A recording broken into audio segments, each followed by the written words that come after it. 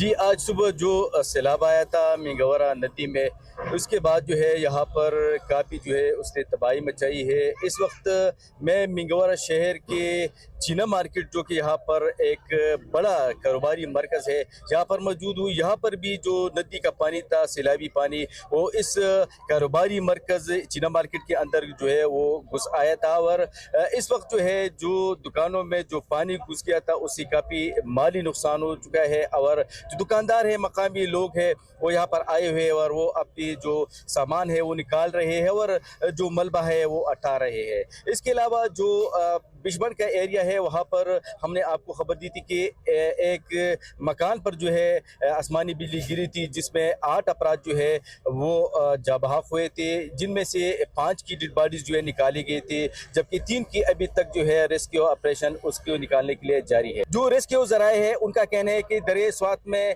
जो है उनकी टीमें मौजूद है और किसी भी सूरत हाल से निपटने के लिए उनकी टीमें जो है मुख्तलिफ मकामात पर डिप्लाई कर दी गई है।